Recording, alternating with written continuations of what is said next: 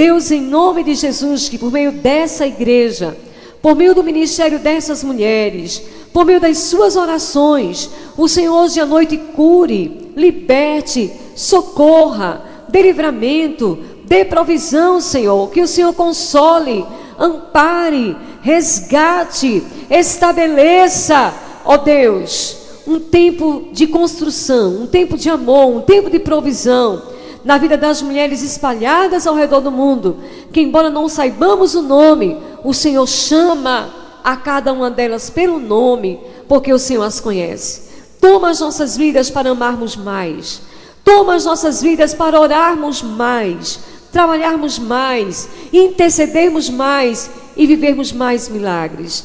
Nós te agradecemos, em nome de Jesus, amém. Amém?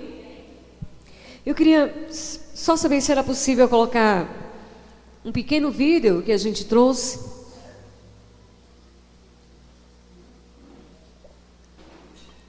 E eles mostram dois momentos muito importantes. Parte do nosso trabalho está dentro de uma comunidade muçulmana, uma comunidade islâmica onde as crianças não podem ir à igreja, onde as mães, não conhecem a Cristo, mas através da escola nós temos acolhido essas crianças e elas estão aprendendo sobre Jesus na escola e levando Jesus para casa. E um outro momento foi um grande milagre que a gente viveu nessa última viagem, porque pudemos ali alcançar, discipular, e no dia de voltar para o Brasil, aquelas duas pessoas que estavam mais amadurecidas, elas confirmaram o desejo de se batizar publicamente, mesmo no meio de uma comunidade muçulmana, sabendo do risco que corriam. Eles quiseram se batizar e dar testemunho do Senhor. Amém? Qualquer um dos dois. Eles são curtinhos, mas eu espero que você guarde essas imagens no seu coração e possa orar mais por nós. Essa imagem que você vai ver é da nossa escola na capital.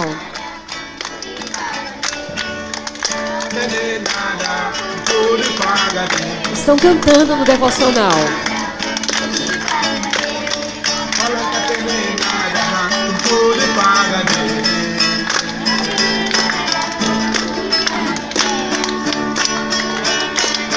Deus é bom e fiel.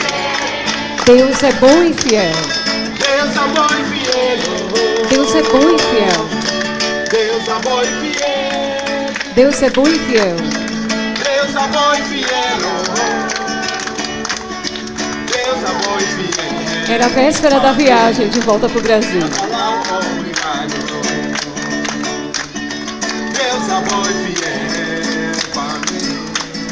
Na palavra obrigado. Não ajuda nada. Tudo para mim. Eu não tenho nada com que eu possa pagar a Deus.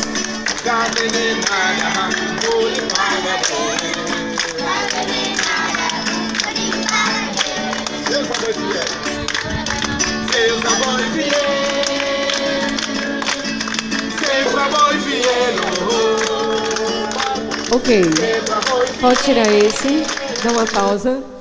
Irmãos, esse lugar que você está vendo é na capital. E essas crianças, 80% a 90% delas são filhas de muçulmanos. Essas crianças comem uma vez por dia, quando eles têm o que comer. E a gente tem tido um desafio muito grande. E quem sabe Deus levante você hoje para ser mãe adotiva de uma criança dessa. E para isso não precisa muito. Se você desejar de todo o seu coração, no final você pode falar comigo. E esse é o momento do batismo. Pode soltar. O nome desse rapaz é Oda Chami.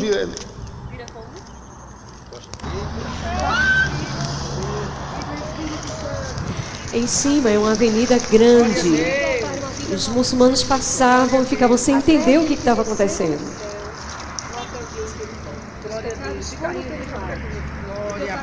Foi apagado.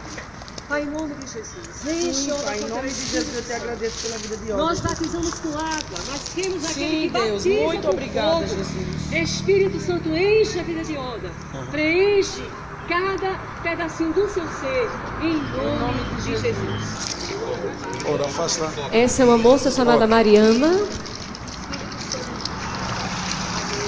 Afasta a Oda. Pai, em nome de Jesus. Enche Mariana com o teu Santo Espírito. Amém. Pode tirar. Se você notar o evangelista da esquerda, eu quero pedir orações por ele. Na volta, agora ele foi diagnosticado com câncer. E nós estamos orando para que Deus faça um milagre, porque o desejo dele é voltar para continuar nesse campo. Por que eu estou mostrando isso para você hoje no Congresso de Mulheres? Talvez você diga, pastora, eu acho que eu nunca vou sair daqui para ir lá para o outro lado do mundo. Você não sabe o que Deus pode ter reservado para você. Há muitas formas de podermos ser mães de nações. Diga, eu quero ser mães de nações. Você cantou isso hoje à noite quando disse que você é Sara, mãe de multidões. E a primeira coisa, irmãos, é aprender a amar quem está perto e quem está longe. Amar incondicionalmente quem precisa de nós. A segunda é se envolver com oração. E a terceira é ser corajosa o suficiente para dizer, Deus, o que o Senhor quer de mim de verdade? Eu estou disposta a viver os teus sonhos. Amém? Por favor, fique de pé e abra sua Bíblia. No livro de 2 Reis.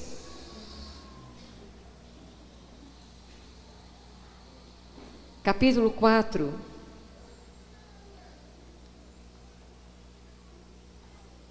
Amém? 2 Reis, capítulo 4.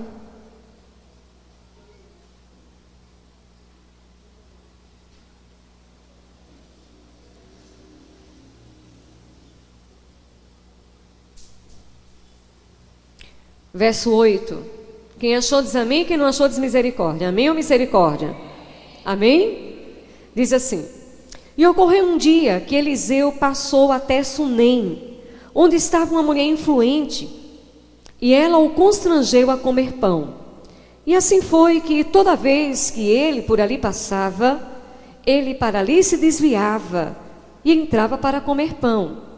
E ela disse ao seu marido: Eis que agora eu percebo que este é um homem santo de Deus, o qual sempre passa por nós. Façamos uma pequena câmara, rogo-te, na parede, e coloquemos ali para ele uma cama, uma mesa, um banco e um candelabro. E será que quando ele vier até nós, para que ele possa para ali se desviar? E ocorreu um dia que ele veio para ali e desviou-se para dentro da câmara, e ali se deitou. E ele disse a Geazi, o seu servo: Chama essa sunamita. E quando ele a havia chamado, ela se pôs diante dele. E ele disse: Diz agora a ela: Eis que tu tens sido cuidadosa para conosco, com todo este cuidado. O que há de ser feito por ti? Desejarias tu ser recomendada ao rei ou ao capitão do exército? E ela respondeu: Eu habito no meio do meu próprio povo. E ele disse: O que então há de ser feito por ela? E Geazi respondeu: Verdadeiramente ela não tem filho, e o seu marido é velho. E ele disse: Chama. E quando ele havia chamado, ela se pôs à porta. E ele disse: Por volta desse tempo, segundo o tempo da vida, tu abraçarás um filho. E ela disse: Não, meu senhor, tu, homem de Deus, não mintas a tua criada. E a mulher concebeu e deu à luz um filho, naquele tempo que Eliseu havia dito a ela, segundo o tempo da vida. E quando o filho estava crescido, ocorreu um dia que ele saiu até o seu pai aos ceifeiros, e ele disse ao seu pai: Minha cabeça, minha cabeça. E ele disse ao moço: Carregai-o até a sua mãe. E quando ele lhe havia levado e trazido até sua mãe, ele se assentou sobre os joelhos dela até o meio-dia, e então morreu. Ela subiu e o deitou na cama do homem de Deus, fechou a porta diante dele e saiu. E ela chamou seu marido e disse: rogo-te que me envies um dos moços e um dos jumentos, para que eu possa correr até o homem de Deus e retornar. E ele disse: por que irás a ele hoje? Não é nem lua nova, nem Shabá. E ela disse: isto será bom. Ela então selou um jumento, disse ao seu servo: conduz e segue adiante. Não detenhas a tua cavalgada por minha causa, exceto se eu te pedir. Assim ela foi e chegou até o homem de Deus no Monte Carmelo. E sucede que quando o homem de Deus a viu ao longe, ele disse a Geazi, o seu servo: eis que acolá está aquela sunamita. Corre agora, rogo-te para encontrá-la. E diz a ela: está bem contigo? Está bem com o teu marido? Está bem com o filho? E ela respondeu: está bem. E quando ela chegou até o homem de Deus no outeiro, ela o agarrou pelos pés. Mas Geazi se aproximou para afastá-la. E o homem de Deus disse: deixa-a por si, porque a sua alma está atormentada dentro dela. E o Senhor ocultou isso de mim e não me contou. Então ela disse: pedi eu um filho ao meu senhor? Não disse eu: não me enganes? Então ele disse a Geazi: cinge os teus lomos, toma o teu bordão na tua mão, vai pelo teu caminho. Se tu encontrares qualquer homem, não o saúdes. Se algum te saudar, não respondas de volta. Deita meu bordão sobre a face da criança. E a mãe da criança disse: como vive o Senhor e como vive a tua alma, não te deixarei. Ele se levantou e a seguiu. Geazi passou adiante dele, pôs o bordão sobre a face da criança, porém não houve nem voz, nem audição, porquanto ele foi novamente encontrá-lo e lhe contou, dizendo: o menino não está acordado. Quando Eliseu havia entrado na casa, eis que o menino estava morto e deitado sobre sua cama.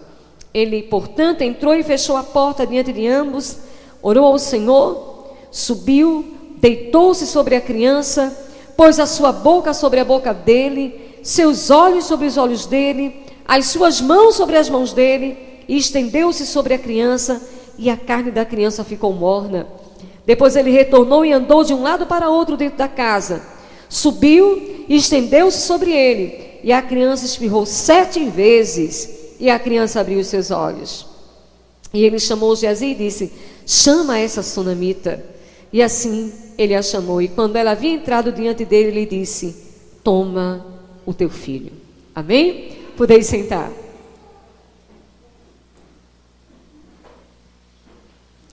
Glória a Deus. Nós gostamos de ouvir de milagres. Eu gosto, você gosta? Aquece o nosso coração. E enquanto eu orava para entender o que Deus queria compartilhar conosco essa noite, a primeira palavra que o Espírito Santo trouxe ao meu coração foi: traga de volta, recorde a história da sunamita. E quando você fizer isso, diga uma coisa para aquelas mulheres. Muitas vezes, o maior milagre é continuar crendo e ficando firme até que o milagre se manifeste. Você entende isso? Eu vou repetir para você. Quando nós olhamos para esse episódio, nós valorizamos muito o final da história. Nós gostamos de finais felizes. Não é assim? A gente fica ansiosa para que a história acabe e a gente veja um final como esse. Aleluia, o menino viveu. E achamos então que o final da história, o menino viveu, foi o maior milagre. Mas hoje à noite, o Espírito Santo quer nos convidar a algo diferente. Ele quer nos fazer entender que mulheres especiais, levantadas por Deus para esse tempo, são mulheres que nós podemos chamar a elas mesmas de milagre. Diga: eu sou o milagre. Diga, um milagre sou eu. E você sabe por que você é um milagre? Porque a sunamita, ela não teve que ver o filho voltar a viver, para que ela dissesse que tudo estava bem. A primeira coisa que eu quero que você pense hoje à noite é que você veio em busca de um milagre. Você tem procurado a Deus por um milagre. E há uma diferença entre quem suporta, quem fica de pé, quem continua crendo, quem não desiste, quem não deixa de amar a Deus, quem não foge, quem não dá para trás enquanto o milagre que você espera não chega.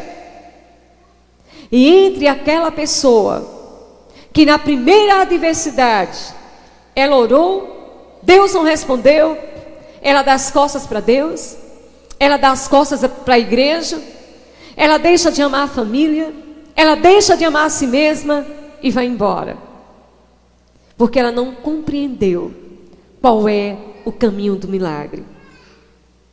Irmãs, ao longo da história da Bíblia, Deus sempre foi em busca de mulheres que não estavam vivendo os seus melhores dias. Porque, aliás, ser mulher sempre foi um grande desafio. Ser mulher na história do tempo bíblico era muito mais difícil do que hoje. Então, se você olhar comigo para a história de Ruth, ela não estava vivendo seus melhores dias. Se você olhar comigo para a história de Raabe, ela também não estava vivendo seus melhores dias. Estava? Não. Se você olhar comigo para Esther, tirada da sua família, levada para um palácio de um rei que ela mal conhecia, para Débora, não é? Nenhuma dessas mulheres estavam vivendo seus melhores dias. Às vezes ser mulher é sinônimo de enfrentar um lugar de desprezo, de enfrentar um lugar de desigualdade, de julgamento, né? De menosprezo, de menos-valia, como se o homem tivesse diante de Deus um valor maior do que o da mulher. E na verdade Deus tem filhos e filhas. Mas eu quero dizer uma coisa para você.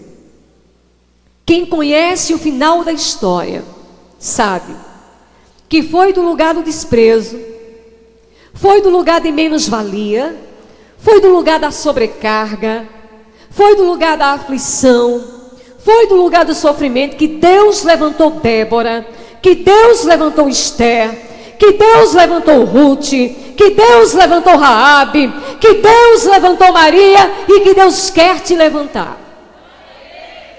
E estar no lugar de desprezo não é o problema. Estar no lugar de menos-valia não é o problema. Estar no lugar da aflição, do sofrimento não é o problema. O problema é o que eu faço com isso, ou o que eu deixo isso fazer comigo. E estas mulheres decidiram ser elas mesmas o milagre. Mulheres levantadas por Deus para enfrentar com coragem o tempo em que elas estavam vivendo. Se hoje é difícil, não pense que foi mais fácil para elas. A mulher da nossa história de hoje, ela nem tem um nome, porque sunamita não é nome. Sunamita era o adjetivo pátrio dela, né? Ela era de uma localidade chamada Sunem. Curiosamente, Sunem quer dizer lugar de descanso. E a Bíblia diz que essa mulher, ela era uma mulher influente. Esse local onde essa mulher vivia não era qualquer lugar. Era em Israel, era um lugar próspero. E curiosamente, essa terra onde essa mulher morava tinha sido dada à tribo de Issacar. A tribo de Issacar, talvez você não saiba, mas ela era uma tribo dentre as 12 tribos de Israel, muito diferente. E ela era diferente por quê? Porque ela era uma tribo marcada pelo discernimento. Olha para a irmã que está aí e diga assim: irmã, vá ficando atenta. Guarde esta palavra: discernimento. Amém? Olha só, os antepassados daquela mulher eram descendentes de Issacar. A Bíblia diz que era a tribo de Issacar que era apta para discernir os tempos. Eles olhavam para o tempo, eles entendiam qual era a hora de Israel entrar, qual era a hora de Israel sair, qual era a hora de ir para a guerra, qual era a hora de sentar acampamento, qual era a hora de levantar acampamento. E essa tribo foi uma das que mais cresceu e foi abençoada por Deus no tempo da peregrinação. Esta mulher sem nome, chamada Sunamita, habitava na terra do discernimento e ela era parente da tribo do discernimento. E esta mulher herdou este discernimento. Ela era próspera, ela não era uma mulher que estava em pobreza, mas havia algo que lhe faltava. Havia algo que faltava àquela mulher. E esse algo que faltava àquela mulher fazia com que na sociedade onde ela vivia, ela não fosse vista como uma mulher tão próspera assim, ou tão feliz assim, porque não ter filho naquela época era sinal de maldição. Se a mulher tivesse filhos, ela era abençoada. Se ela não tinha filhos, era vista como castigada por Deus, maldita, tem alguma coisa de errado na vida dela. Não consegue nem gerar um filho. Mas esta mulher, carregando esse fardo interior, ela não era amarga, ela não era infeliz, ela não tinha perdido o discernimento. E como é que a gente sabe disso? Porque esta mulher observava quando o profeta passava. E ela começou a ver que Elias saía de Samaria, viajava quase 56 quilômetros em cima de um burrinho e subia um monte para ir orar. Eliseu. Esse era sempre o caminho de Eliseu. E esta mulher teve o discernimento. Ela olhou para o profeta, chamou o marido e disse: eu tenho visto que esse homem é um homem de Deus. Vamos trazer o homem de Deus para dentro da nossa vida, para dentro da nossa casa. Vamos abrigá-lo, de maneira que ao passar na sua peregrinação, esse homem tenha repouso conosco. Meus irmãos, a história daquela mulher estava prestes a ser mudada, porque ela teve discernimento de quem ela devia trazer para a vida dela, para abençoá-la. Muitas de nós perdemos a oportunidade da bênção. Às vezes perdemos grandes oportunidades de mudança em nossa vida, porque não temos o discernimento de quem trazer espiritualmente para dentro da nossa vida. Mas a Sunamita teve. E quando ela traz o profeta para dentro da sua casa, para dentro da sua família, chegou um dia que Deus inquieta o coração do profeta e diz: chama esta Sunamita. E quando ela vem, Deus põe o coração da Sunamita à prova. E como é que Deus prova esta mulher? O profeta disse: olha, você me tem feito bem, você me tem acolhido, você tem abençoado a minha vida, e agora eu quero saber o que é que eu posso fazer por você. Será que eu posso falar ao rei a seu respeito? Quem sabe o rei não dá um cargo para o seu marido? Quem sabe o rei não favorece você? E se não for ao rei, eu também posso falar com o capitão da guarda. Talvez você fique mais protegida aqui. Você ganhe alguma coisa, você ganhe bens, você ganhe posição social. Mas a Sunamita era uma mulher de discernimento. Ela não estava sendo movida ou guiada pelo desejo de ser grande, de ter posse e de ter coisas. Porque, irmãos, se ter coisas, bens, posses e posição preenchesse a vida de alguém, nós não veríamos todos os dias pessoas que têm bens, posse e posição tirando sua própria vida. Às vezes pensamos que nosso maior problema é o desemprego, que nosso maior problema é o lugar onde moramos, que nosso maior problema é ter a falta de. Mas eu digo a você que nosso maior problema é não estar plena de Deus. É muitas vezes não estarmos satisfeitas com aquilo que Deus já nos tem dado. Prestamos mais atenção àquilo que não temos do que aquilo que já temos. E Deus põe o coração da mulher à prova. E ela é aprovada por Deus, porque ela responde ao profeta com uma única frase: eu habito no meio do meu povo. Se eu habito no meio do meu povo, eu tenho uma família, nada me falta. Se eu habito no meio do meu povo, eu tenho amigos, eu tenho parentes, eu tenho irmãos, eu vivo em família. Então nada me falta, profeta. Não é atrás disso que eu estou andando. E eu quero saber se hoje à noite você poderia dizer a mesma coisa. Se você recebesse uma oportunidade como essa, se alguém te dissesse: olha, eu tenho uma oportunidade para você mudar de vida, você não deve mais ir à igreja, você não deve mais procurar essas coisas, você vai ter dinheiro, você vai ter uma boa casa, um bom carro, posição social, você teria coragem de dizer: jamais, não é disso que eu preciso, eu sou feliz no meio da minha igreja, eu sou feliz no meio das minhas irmãs, eu estou em família, eu habito no meio do meu povo. Que Deus faça isso em nós.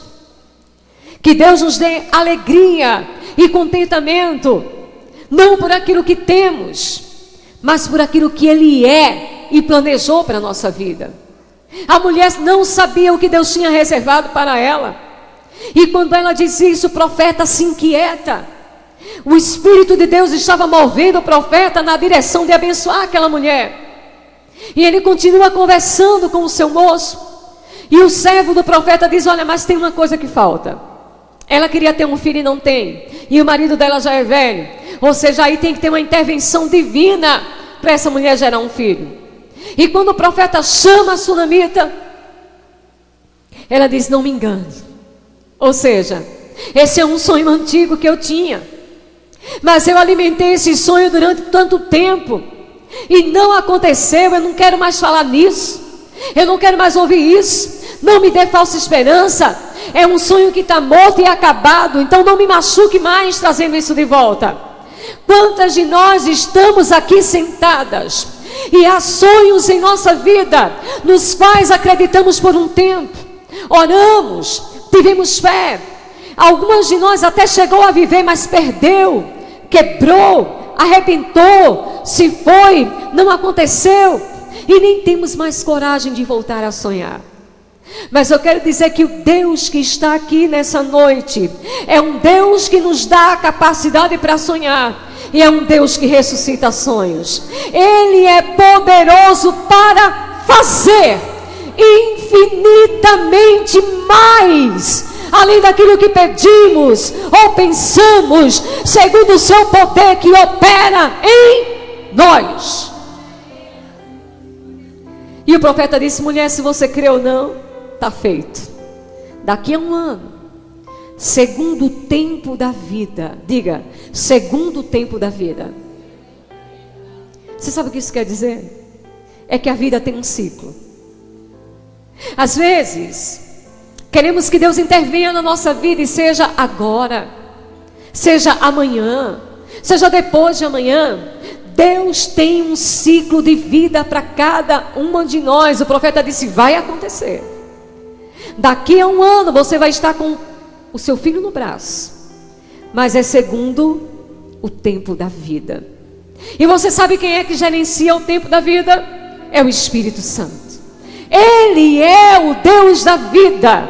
Foi Ele que lá na criação pairava sobre a face do abismo, as águas escuras, não havia luz, não havia nada. Meu Deus, o que o Espírito estava lá fazendo? Gerando vida. Foi Ele que veio sobre Maria e gerou Jesus no ventre de Maria, porque Ele é o Deus da vida. Foi Ele que na manhã da ressurreição levantou a Jesus dentre os mortos, porque Ele é o Deus da vida.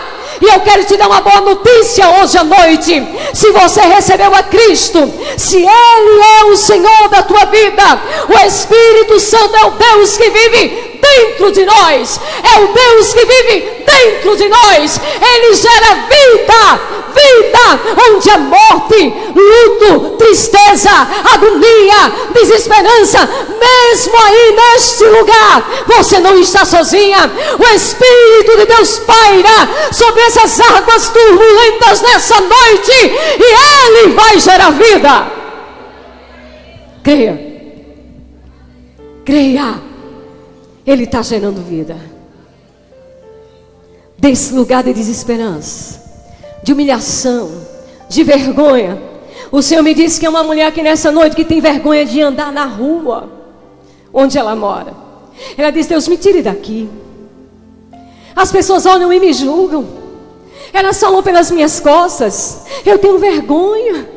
E o Senhor está dizendo: eu sou a tua honra, eu sou o teu escudo, eu sou o teu galardão. Vou eu fazer algo tão grande na tua vida que as pessoas vão olhar e não vão te reconhecer, porque sou eu que me inclino para o abatido, sou eu que ergo o pobre do monturo, sou eu que levanto e te chamo de minha filha. Se mais ninguém te amar nesse mundo, ninguém vai conseguir te amar mais do que Jesus te amou.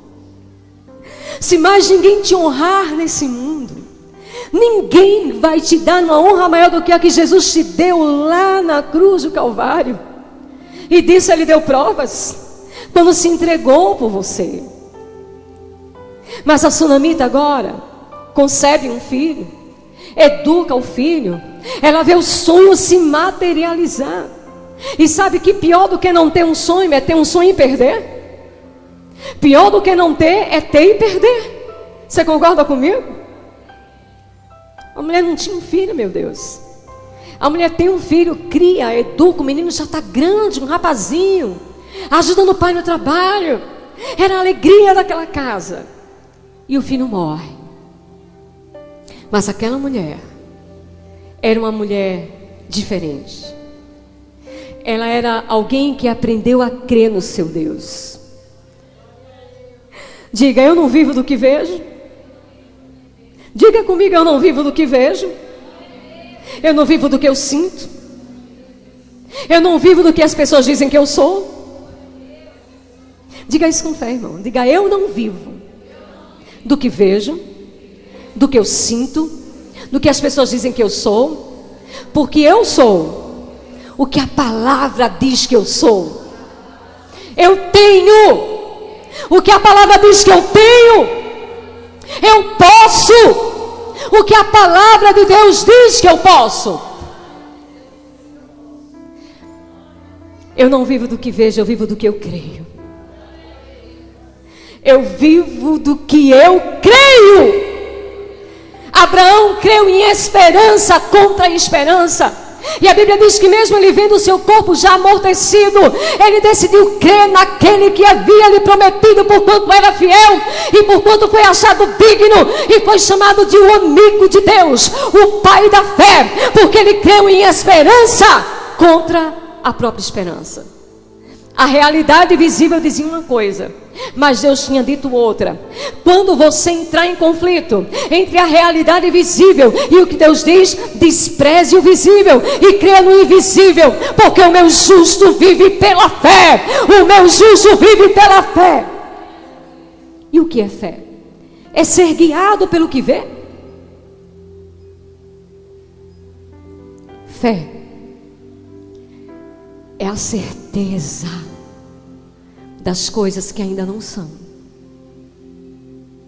e a prova daquelas que virão a ser. Ora, a fé é o firme fundamento das coisas que se esperam, e a prova daquelas que não se veem.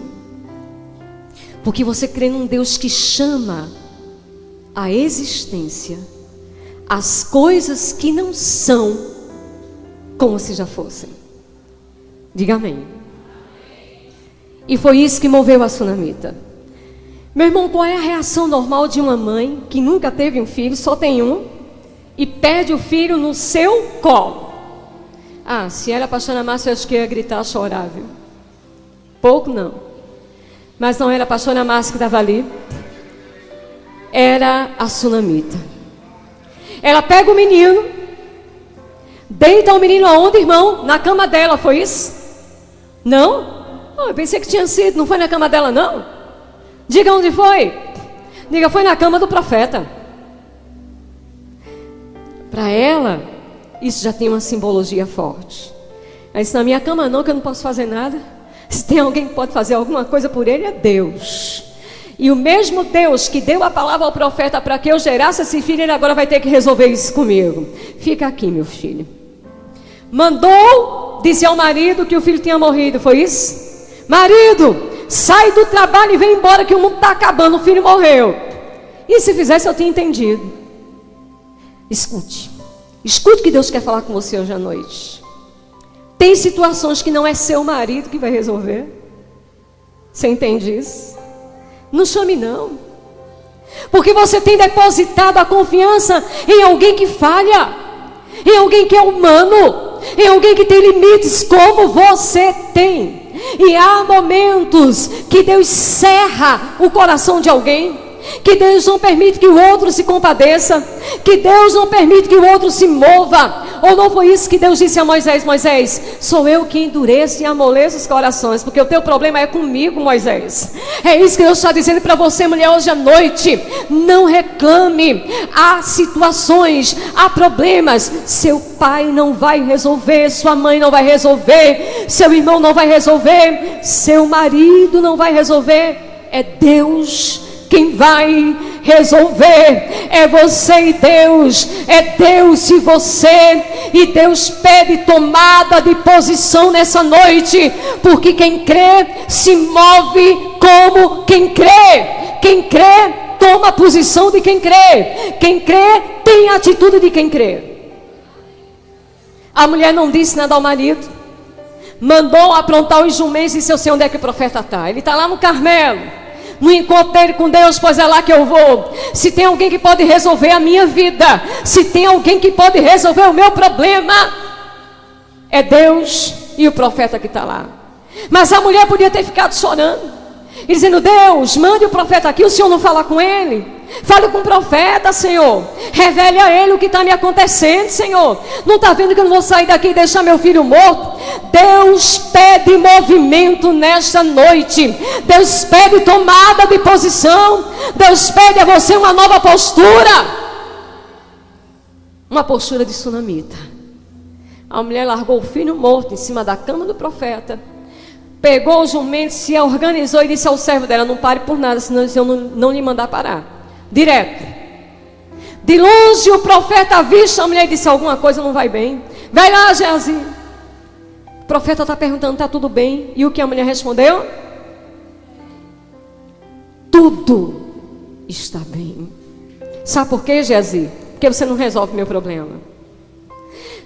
Vizinha, está tudo bem? Eu ouvi um barulho aí na sua casa ontem à noite.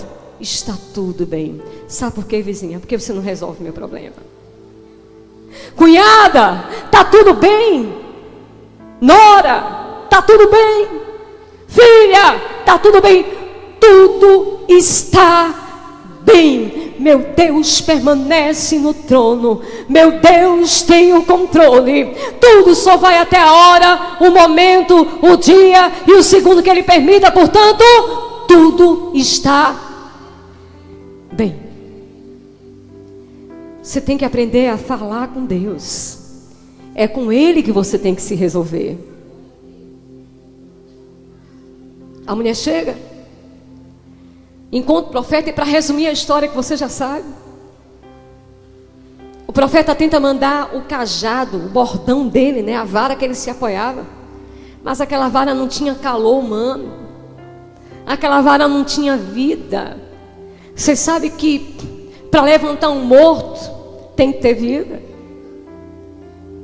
Isso nos ensina. Se você está orando por alguém que está morto espiritualmente, alguém que você quer ver ressuscitar, dê calor humano. Amém? Dê vida, da própria vida que Deus tem dado a você. E resumindo, irmãos, o profeta chega, o menino está morto, Mas o profeta se lança sobre a criança e a criança volta a viver. Aquela criança era o sonho da sunamita. Mas hoje à noite você também tem sonhos. Sonhos que morreram. Mulheres que estão aqui e que para todo mundo, aos olhos de todo mundo, você está bem. As pessoas te veem sorrir, as pessoas te veem cantar, as pessoas te veem pregar, mas lá dentro de você tem uma necessidade maior que só Deus é quem conhece e sabe. E Deus está falando com você hoje à noite que o que Ele quer de você, olha só, irmãos, aquela mulher viajou 30 quilômetros. Ela não viajou chorando, gritando, nem se desesperando. Ela viajou crendo. Era a fé em movimento. Você entende isso? Quando Deus diz que quer tomada de postura, é porque se você crer, você não vai ficar chorando o defunto lá. Você não vai ficar chorando o sonho que já foi embora um dia. Você tem que se movimentar e ir ao encontro do Senhor. E ao encontro de Deus. Você tem que ter discernimento espiritual nessa noite. De que escolhas você tem feito para a sua vida. Que pessoas são essas que você tem colocado na sua vida. Quando você coloca profeta de Deus dentro da tua casa, verdadeiramente, homens e mulheres de Deus, os resultados são milagres de vida. Mas quando você começa a andar pelo vale da dúvida, vai numa igreja aqui hoje, em outra amanhã, ouve conselho de alguém aqui, ouve conselho do outro ali, o resultado é morte. Porque a Bíblia diz que se alguém quer receber de Deus alguma coisa, não seja como a onda do mar que vai e vem. Esse não vai receber de Deus nada. Mas eu quero dizer uma coisa que o Espírito Santo de Deus me diz, bem forte aqui, que hoje é noite de milagre. Você sabe por que o filho da sunamita viveu o milagre da ressurreição? Porque a mãe dele já era um milagre. O milagre tem que ser você. O agir de Deus hoje à noite. Talvez você diga, eu vim buscar a conversão do meu marido, do meu filho. E Deus está dizendo, muito bem, seja você o primeiro milagre. Deixa eu fazer isso em você. Mulheres como a sunamita não se intimidam pela realidade, não se vendem ao sistema desse mundo. Não é uma roupa, um sapato, um carro, quanto tem na conta bancária que move o coração delas. Elas se movem em Deus, elas amam suas famílias, elas priorizam aquilo que Deus quer que elas priorizem. E quando o dia da angústia vem, e o dia da angústia bate na porta de qualquer um, ela não morre antecipadamente, ela não se entrega, ela não permite que o sonho morra. E mesmo que morra, ela crê em Deus que pode ressuscitar. E eu quero que você fique de pé hoje à noite.